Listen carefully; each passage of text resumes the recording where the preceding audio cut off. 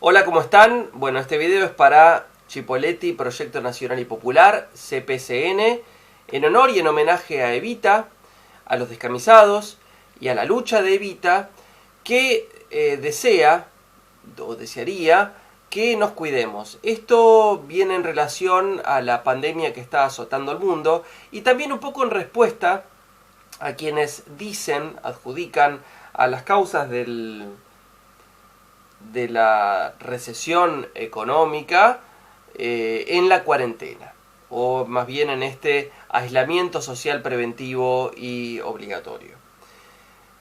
Pues bien, en el mundo ha ocurrido que en los países en los cuales este aislamiento social preventivo se ha aplicado de manera mucho más flexible, mucho más laxa, mucho más frágil, eh, mucho menos rígida, la situación económica cayó incluso mucho más. ¿Por qué es esto? Porque cuando comienza a haber enfermos y muertos en los lugares de trabajo y en los distintos sectores donde circula la sociedad, a esos lugares ya se deja de asistir, ya se deja de tomar contacto con todo aquello que pueda transmitir la enfermedad, este mal. Por lo tanto, nosotros hemos visto el caso más patente que tenemos en este momento es Estados Unidos de Norteamérica, que tiene más de 140.000 muertos, que tiene una disminución en la actividad de más del 35%, con cerca de 22 millones de desocupados nuevos. Entonces, digo, no me parece tal vez absurdo seguir pensando en que la causa de la merma de la actividad es la cuarentena.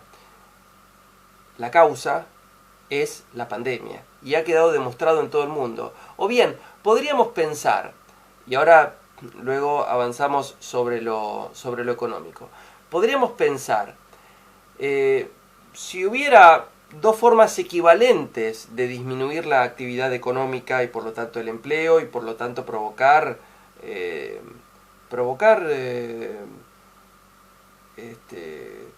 daños muy grandes a muchos sectores de la sociedad que estuvimos hablando últimamente, videos, reportajes y todo eso, que lo voy a recordar ahora, en un ratito, en unos pocos instantes.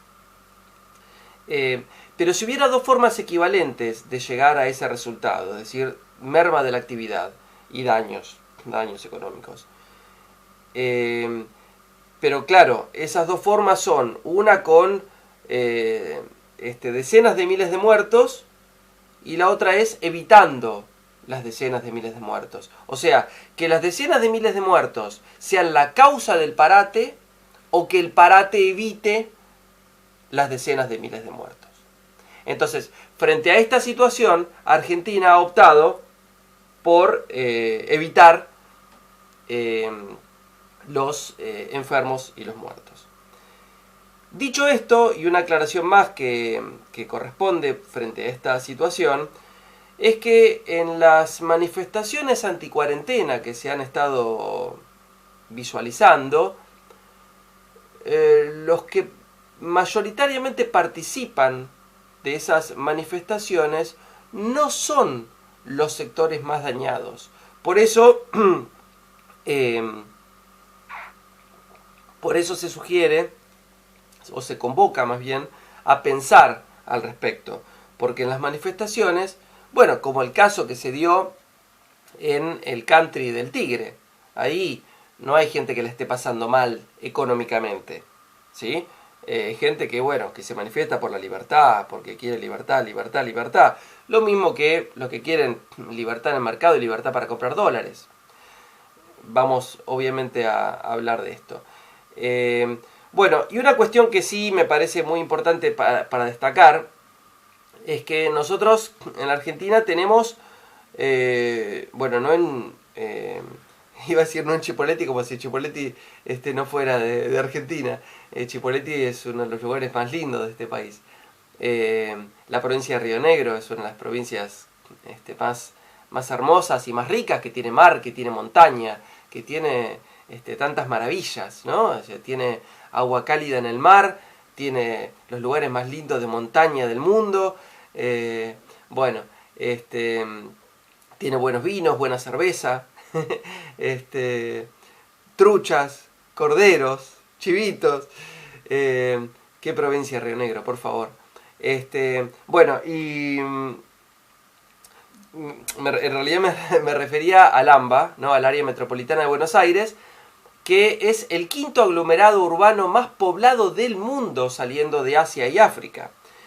El primero es México, el segundo es San Pablo, tercero Nueva York, cuarto Los Ángeles, quinto Buenos Aires. Y de hecho, medido en términos de países, si ustedes se fijan en población de países, solamente 70 países, o 69, 69, 70 países, o sea, de los 190 países que hay en el mundo, es menos de la mitad de los países tienen en todo su territorio más población que el AMBA. Es decir, más que 16 millones de personas en todo su territorio. O sea que fíjense cuán frágil, cuán sensible es esta región para que se difunda rápidamente este mal. De modo que cada vez que nos referimos, pensamos, dudamos, cuestionamos acerca de estas medidas de aislamiento social preventivo, consideremos, por favor, todas estas cuestiones. Bien, ahora, ¿cuáles son algunas medidas que se están haciendo? Entre otras, bueno, lo que sale en los medios permanentemente, es decir, el ingreso familiar de emergencia, el IFE, o la asistencia al trabajo y la producción, el ATP. Ahora, todas estas asignaciones, los que están en contra de la emisión, y no son solamente los monetaristas, sino que son una heterogeneidad de antinacional y popular, de antiperonista y demás. Los que están en contra de esta emisión que llaman descontrolada y que dice que va a traer una feroz hiperinflación, bueno, a esos les recordamos que los que estuvieron gobernando el país durante la presidencia de Mauricio Macri, es decir, las corporaciones, el sistema financiero transnacional, el imperialismo y colonialismo geopolítico, decían que sería fácil reducir el tema de la inflación. ¿Se acuerdan? Durante el último periodo de Cristina Fernández. Y bueno, y lo que hicieron fue llevar a la más alta inflación de los últimos 30 años de la historia de nuestro país. A pesar de haber tenido una emisión monetaria mucho más baja. ¿Y por qué es esto? Porque la inflación es multicausal. Porque ellos dejaron liberado todo un sistema de generación de causas inflacionarias, de factores motorizantes de la inflación, los dejaron todos abiertos, como por ejemplo los sucesivos saltos en el precio del dólar. Bueno, ellos además destruyeron la actividad, destruyeron la financiación del Estado y endeudaron al país. En este momento, digo esto porque en este momento, volviendo al punto que había empezado, que es que el Estado tiene que asistir a la población que más necesita. Nosotros, apenas empezó esto, nosotros digo un conjunto muy grande, digamos, nosotros y quienes están escuchando este video, digo, nosotros, este sector tan grande de la población argentina, que somos conscientes, que somos militantes, que bueno, que tratamos de aportar a la formación, a la información, a la cultura y a la unión verdadera de los argentinos. Nosotros siempre veníamos diciendo que esta situación de cuarentena, de aislamiento social preventivo, va a generar un mayor daño en unos sectores que en otros. Obviamente, va a haber sectores muy favorecidos, que son los que se favorecieron siempre, que son las grandes empresas de alimentos, los grandes laboratorios, los bancos, los grandes productores de energía, es decir, los que se favorecieron siempre. Y va a haber sectores que son los más dañados, que son la actividad informal, el empleo informal, la pyme que no puede abrir sus persianas y que entonces tiene que pagar los servicios, tiene que pagar el alquiler, tiene que pagar los sueldos con las persianas cerradas sin tener ingresos. Y bueno, y a todo eso, a todo ese conjunto hay que ayudar, y el Estado además está recibiendo obviamente una menor cantidad de impuestos, porque los impuestos provienen directamente del nivel de actividad. A mayor actividad, más se recauda por impuesto al consumo, por impuesto a las ganancias, por aportes y contribuciones. Entonces, a mayor actividad, mayor recaudación del Estado; a menor actividad, menor recaudación del Estado. Así que bueno, en esta situación tan dramática, claro, nos encontramos con un Estado que viene de una situación súper frágil. ¿Por qué? Porque ha sido endeudado al extremo y la actividad ha sido destruida también en una velocidad récord durante el periodo neoliberal neocolonial. Entonces, aquellos que están de alguna manera en contra de las asistencias del Estado y que dicen, y bueno, pero el Estado siempre le da de comer a los vagos, el Estado siempre asiste a los pobres, y entonces, bueno, primero que nada, si el Estado no asiste a los sectores más vulnerables, estos sectores, su vida la pasan peor todavía. Y esto lo hacen todos los estados serios del mundo. De hecho, una cuestión que tiene que ver con esto es cómo se financia. ¿Y cómo se financia? Por ejemplo, que los más ricos paguen. Ya que dicen, ¿no? Ya que dicen que Argentina, que es un país de cuarta, vieron que dicen eso a través de los medios de comunicación y de difusión, ¿no? Es decir, instalan de que Argentina es un país de cuarta, que cómo puede ser, que acá no va a venir nadie a invertir. Bueno, el que viene a invertir es porque va a ganar plata. Y a ver, lo digo brevemente, estoy mezclando varios temas, pero me parece que es importante transitar un poquitito por acá. Siendo un capital transnacional, hay dos posibilidades de países. Uno en el cual se cobran 40% de impuestos, pero la rentabilidad es del 20% sobre el capital invertido. Y en otro se pagan el 5% de impuestos y la rentabilidad es más o menos también del 5%. La rentabilidad neta de impuestos estoy hablando. ¿Dónde va a invertir el capital? ¿Dónde paga menos impuestos o donde paga más impuestos? ¿Dónde gana más plata? En los dos ejemplos que dije, va a invertir en donde paga más impuestos, porque pagaba el 40% pero recibe el 20% de ganancia neta. En el otro paga menos impuestos, 5%, pero se lleva tan solo un 5% de ganancia neta.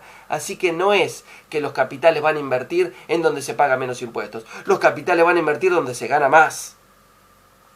Dicho esto, que es una de las cuestiones, en los países que se consideran los países serios, desarrollados y qué sé yo, los más ricos pagan más impuestos.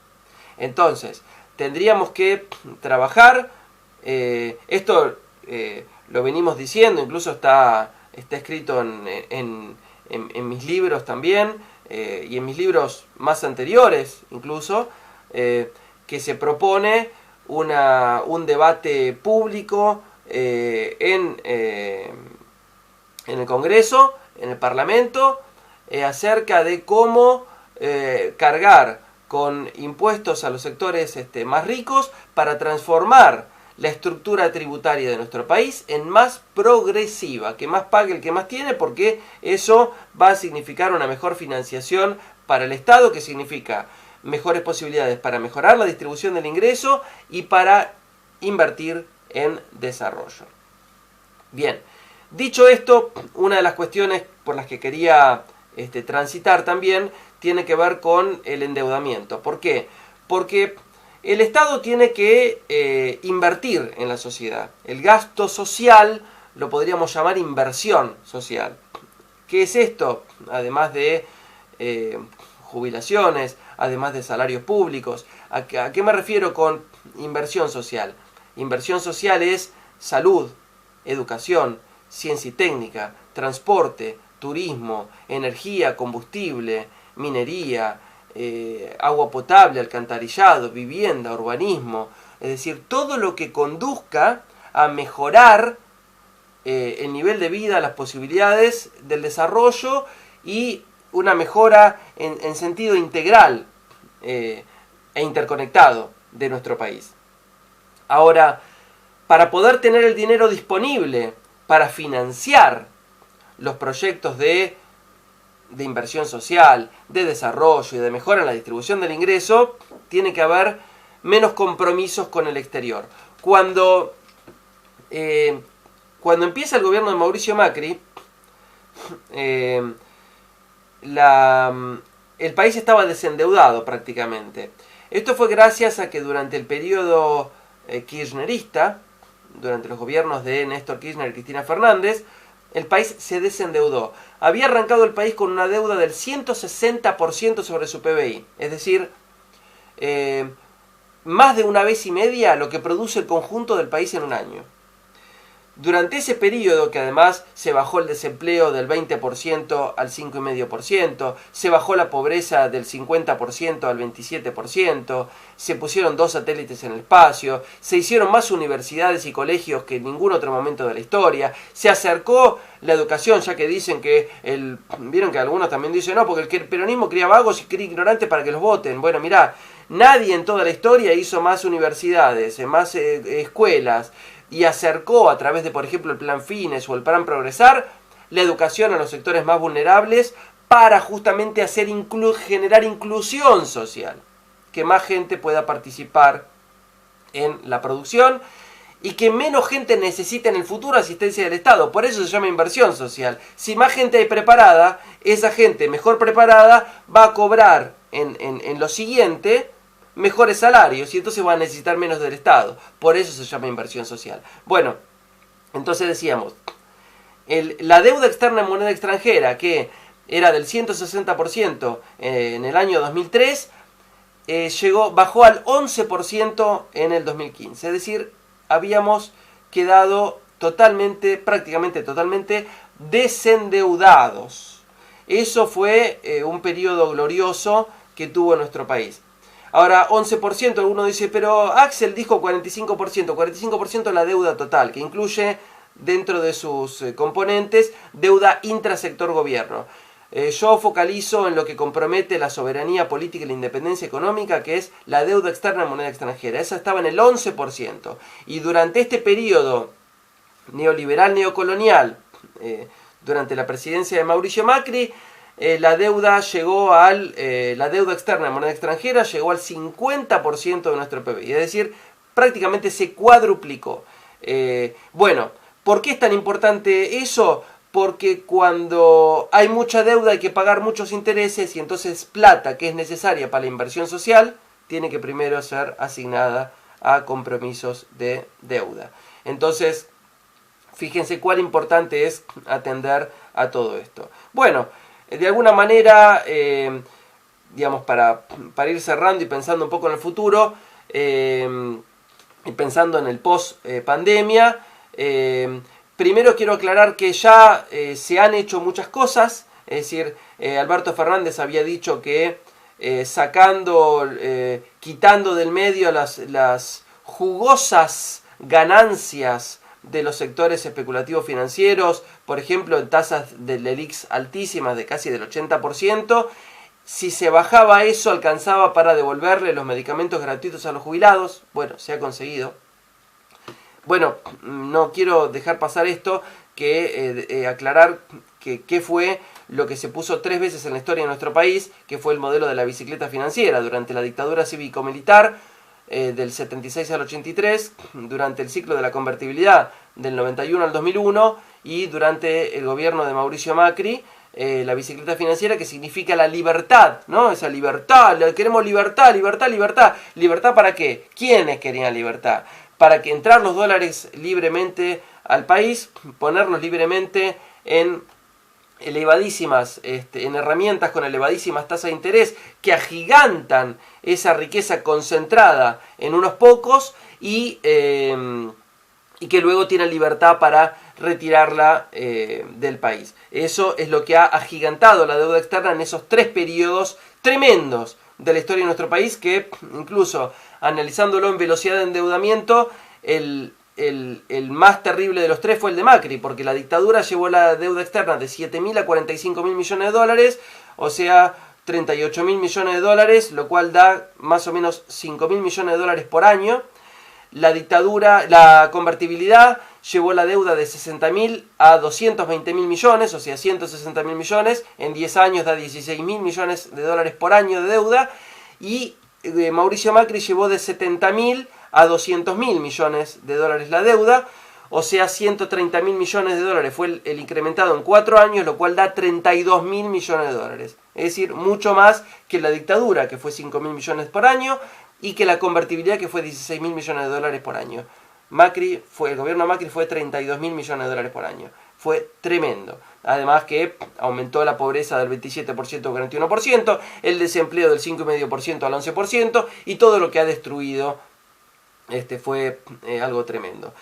Pero bien, volviendo a algunas cosas que ya se han puesto en marcha, se ha cortado con el modelo de la bicicleta financiera, se ha devuelto el rango de ministerio a algunas cuestiones como el Ministerio de Trabajo, que lo puso Perón en su primer gobierno del 46 al 55, le dio estatus de ministerio a la Secretaría de Trabajo, y ni la dictadura, ni Menem, ni nadie lo había bajado a secretaría, y lo hizo el gobierno de Macri, por favor. Bueno, ahora se volvió a eso y a otras cosas más, a la estatura de ministerio, a ciencia y técnica por supuesto también, se han reincorporado los empleados de ciencia y técnica que había despedido el gobierno de Macri y demás. Bien, entonces, esto para mostrar de que ya hubo un cambio de modelo económico.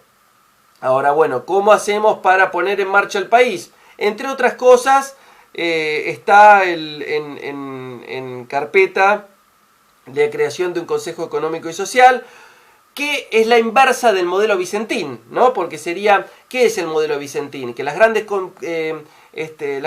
grandes empresas que ofician de intermediarias, que de un lado de la cadena le compran barato a los pequeños productores, es decir, les aseguran la compra, pero a cambio de imponerles el precio, es decir, un precio más barato, y del otro lado de la cadena inflan los precios que pagamos todos, y además se quedan con los dólares que provienen de las exportaciones, a través de los cuales presionan a los gobiernos, para subir el precio del dólar, o quitar impuestos, o quitar retenciones, a condición de entregar los dólares, o triangulan con propias empresas controladas en el exterior, para subfacturar exportaciones, para no declarar ventas, y entonces no solo quedarse con los dólares, sino además evadir impuestos, no pagar impuestos. Bueno, ese mecanismo tan oscuro, tan opaco que existe en la cadena de producción, distribución y comercialización de alimentos, tal vez tengamos la posibilidad de construir una empresa pública que nos permita tener ojos allí. Ellos quieren la libertad del mercado, ¿no? Porque eso es la libertad transparente. No son transparentes, son muy opacos, y por eso pueden hacer todo lo que hacen. Entonces, si nosotros el pueblo a través del Estado, pudiéramos tener ojos allí para poder ver lo que ellos no quieren que veamos, va a ser una ganancia muy importante. Y decía lo del Consejo Económico y Social, porque en este Consejo Económico y Social participarían de manera horizontal, se estarían sentados en la misma mesa de negociación, consorcios exportadores y grandes agrupaciones de poder económico, pero también secretarías de agricultura familiar y subsecretaría de agricultura familiar, y también patronales, representantes de cámaras de distintas tamaños de empresas, también habría representaciones gremiales, también habría de todo sentado en la mesa. Eso tendría visibilidad, y al igual que decíamos de trabajar en el Congreso con el tema de los impuestos, para que se hable de todo y que eso sea público, que salga en la televisión y que lo veamos todos, a ver quién dice cada cosa. Bueno, en el Consejo Económico y Social también tendría que ser público, para además, de alguna manera, quitarle el peso al presidente, o la presidente, digo, que esté un hombre o una mujer, digo, al presidente, a quien tiene el cargo de presidente, para poder tomar decisiones. Porque si no, van a decir, y bueno, Alberto es un dictador. No, bueno, pará, se está arreglando en el Consejo Económico y Social y eso está a la vista de todos. Entonces, bueno, son una serie de cuestiones que es importante aclarar. También es importante aclarar que estamos terminando de negociar el arreglo con los acreedores externos, vinculando, ¿no?, con lo que decíamos anteriormente, pero es importante aclarar ahora para no entrar en cesación de pagos y todo bien, pero hay que tener presente y recordar en todo momento que el conjunto del pueblo argentino no tiene por qué pagar una deuda que enriqueció a unos pocos miles de personas se han enriquecido de manera fabulosa y han empobrecido y endeudado al conjunto del pueblo argentino. No tenemos por qué pagar esto. Como dijo Claudio Lozano, eso está flojo de papeles, hay que investigarlo. Pero bueno, ahora lo que hay que hacer primeramente es arreglar. Bueno, les mando un enorme abrazo, ojalá que nos veamos pronto y bueno, eso, un enorme abrazo, compañeros.